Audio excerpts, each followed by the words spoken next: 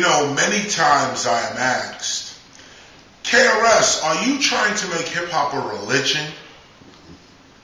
And I just thought that I would take this time right now to fully explain my intentions with the gospel of hip-hop. In 1994, myself and other hip-hop pioneers got together at the Schomburg Center in Harlem. And right there, we began to discuss hip-hop as a real culture, as a real community of people, and how would we preserve the uniqueness of that community. I put forward the concept of a book that I said should define hip-hop, should explain hip-hop. But as I went from the meeting and began to write the book, several discoveries were made. First, I realized that most people forgot what they said in those times. In those early days, we all said, hip-hop, you don't stop. It's forever, hip-hop forever. We were young. That was 18, 19, 20. Then you hit 35.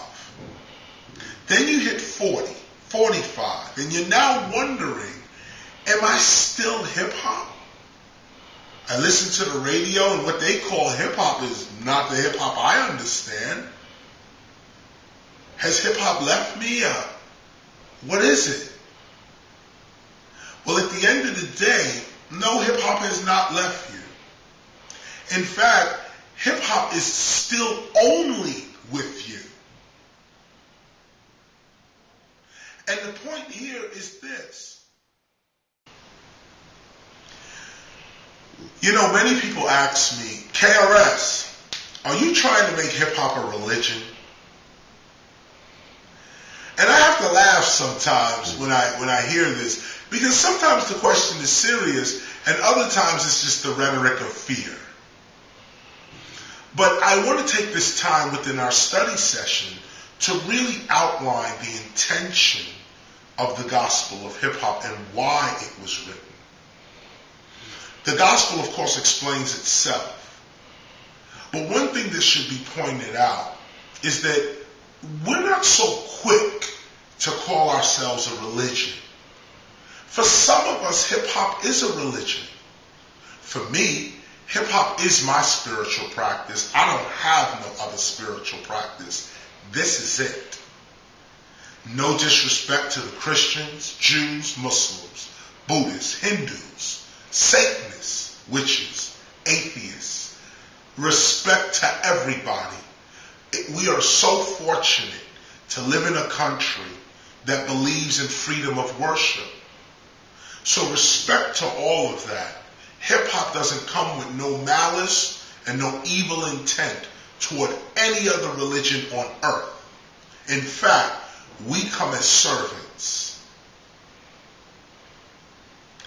But now that we have become men and women, and some of us have lived our lives according to your laws, and I'm talking to world religions right now.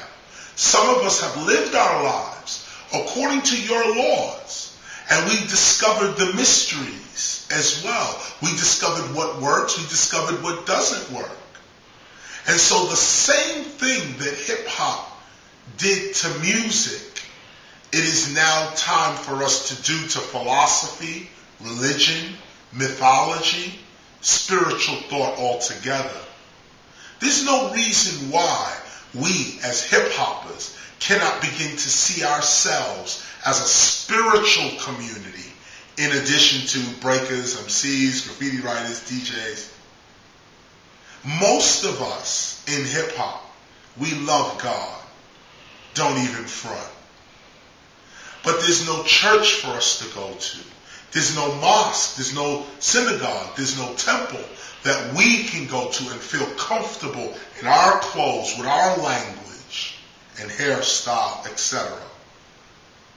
So this is why the gospel of hip-hop now comes. Because I see the need for a new spiritual thought in the United States, really in the world, but let me start with home first. The United States is in need of new spiritual thought, new spiritual concepts. Religion? Whatever. If you want to call us a religion, then we're a religion. If you want to shy away from religion and call us something, whatever, we're not bucking for these titles. We're not looking to be called anything but what we are, hip-hop. Erykah Badu said it real plainly in her new album, America. Clever title.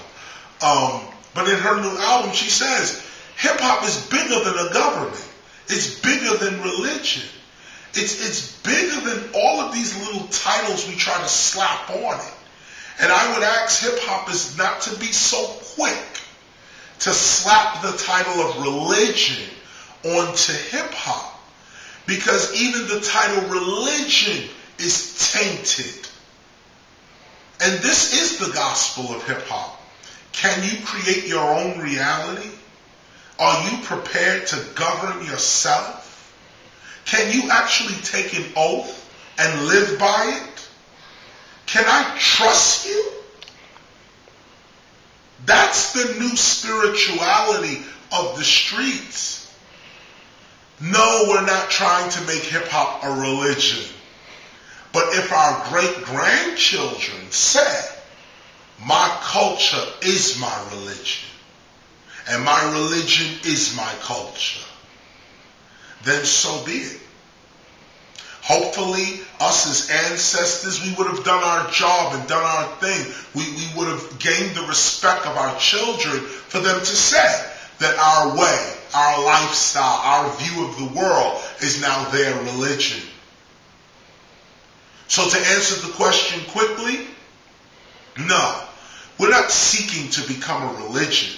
In fact, ladies and gentlemen, we already are one, technically. In fact, ladies and gentlemen, America has never produced its own organic religion, ever. Every religion in the United States comes from somewhere else. America's never produced its own organic religion. And maybe it's time we start thinking about that. And maybe it's time hip-hop steps up as that religion for the United States. As that homegrown organic religion for the United States. Maybe hip-hop is that. Because everybody else's religion comes from their streets. Why can't America give its streets to the world new spiritual thought, new philosophies, new ways of approaching God? I don't know about you out there, but I'm ecstatic that God has found favor upon us, our little community called hip-hop. We have the favor of God upon us. Let us not squander that gift. Let us rise to the promise that God made to us. What is the promise? The promise is, if we dare to rise to our divinity, God will meet us there. There it is.